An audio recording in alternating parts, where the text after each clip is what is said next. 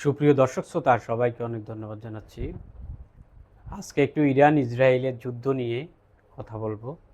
তো দর্শক, আমরা জানি যে গত কয়েক সপ্তাহ ব্যাপী ইসরায়েল এবং যুক্তরাষ্ট্রের যৌথ বিমান হামলা চলছে এবং ইরানও বিভিন্ন ক্ষেপণাস্ত্রের সাহায্যে এ হামলা অব্যাহত রেখেছে, পাল্টা হামলা। ইসরায়েল এবং যুক্তরাষ্ট্রের মেন লক্ষ্য হচ্ছে ইরান যেন কোনোভাবেই পারমাণবিক বোমা বানাতে না পারে।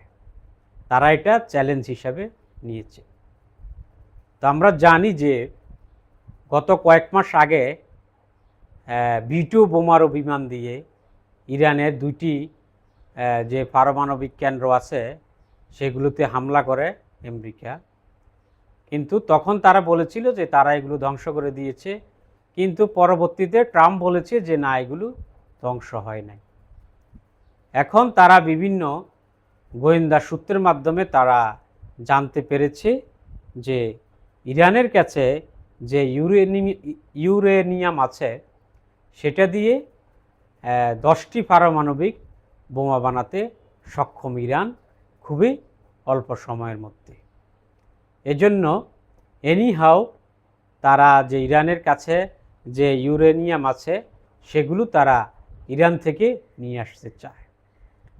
এজন্য তারা ভেনেজুয়েলার মতো তারা প্রথমে ভেবেছিল যে ইরানে তারা ডেল্টা ফোর্স পাঠাবে, কিন্তু ইরান যেহেতু বিভিন্ন যুদ্ধের এক্সপিরিয়েন্স আছে, তাদের যেহেতু সমৃদ্ধ সেনাবাহিনী আছে, এই জন্য ইউএসএ এটা সাহস করে নাই।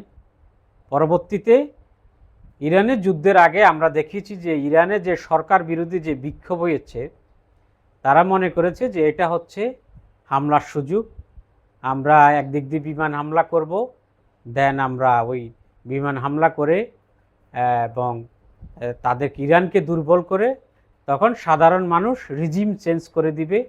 পরবর্তীতে তারা ইরানের কাছে যে ইউরেনিয়াম আছে সেগুলো তারা জব্দ করবে। এখন বিভিন্ন গোয়েন্দা সূত্রের মাধ্যমে জানা যায় যে ইরানের কাছে যে ইউরেনিয়াম আছে সেগুলো তারা পাহাড়ের নিচে সুড়ঙ্গ করে তারা বিশেষ নিরাপত্তার সাহায্যে তারা এগুলো রেখেছে।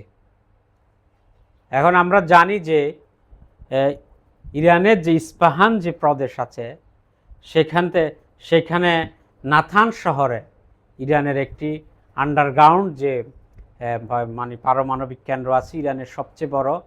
এখানে মাটির উপরেও আছে এবং মাটির নিচেও আছে, এবং সেখান থেকে প্রায় 20 থেকে 30 কিলোমিটার দূরে বিভিন্ন সূত্রে, বিভিন্ন গোয়েন্দা সূত্রের মাধ্যমে জানা যায় যে ওখানে পাহাড়ের নিচে ইরান এই ইউরেনিয়ামগুলো এখানে লুকিয়ে রেখেছে। এবং আমেরিকা এখনও কিন্তু তারা গোয়েন্দা প্ল্যান করছে যে ফোর্স পাঠিয়ে তারা এগুলো জব্দ করবে। তো এটা তারা কতটুকু পারবে এটা আসলে ফিউচার বলা যাবে।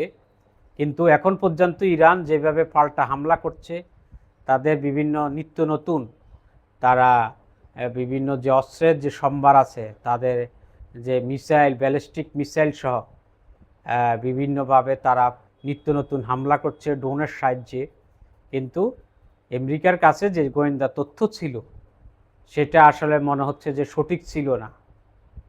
তাদের যে শক্তি সম্পর্কে ইরানের তাদের যে সঠিক ধারণা ছিল না। তবে যুদ্ধ যদি আরও দীর্ঘায়িত হয়, আরও অস্থিরতা বাড়বে, সেটা বলার অপেক্ষা রাখে না।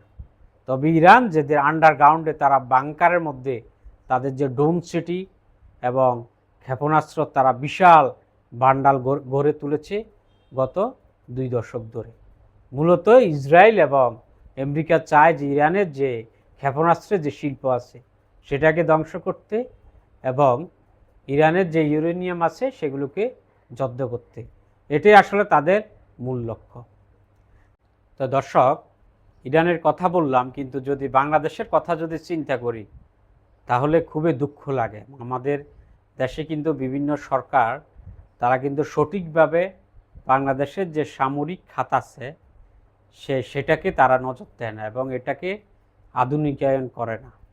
যেমন ইরান যেভাবে আন্ডারগ্রাউন্ড যেভাবে মিসাইল সিটি তারা গড়ে তুলেছে, মিসাইল সিটি তাদের যে ক্রুজ ব্যালিস্টিক মিসাইল বিভিন্ন ড্রোন আছে, বা পৃথিবীর বিভিন্ন জায়গায় এখন তারা তাদের যে সামরিক যে শক্তি আছে সেগুলোর দিকে নজর দিচ্ছে। সেদিক কম্পেয়ার করলে বাংলাদেশ কম না হলেও কিন্তু 100 বছর পিছিয়ে আছে।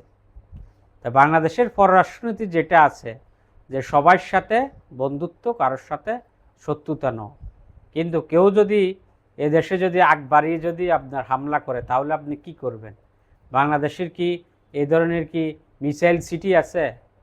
আমার জানা মতে তো নাই। এই ধরনের বাংকার আছে মাটির নিচে? নাই। তো বাংলাদেশেরও উচিত যে মানে এই ধরনের সামরিক চিন্তা করা এবং দীর্ঘমেয়াদী কৌশল নিয়ে এগিয়ে যাওয়া। তো দর্শক সবাইকে অনেক ধন্যবাদ। আসসালামু আলাইকুম।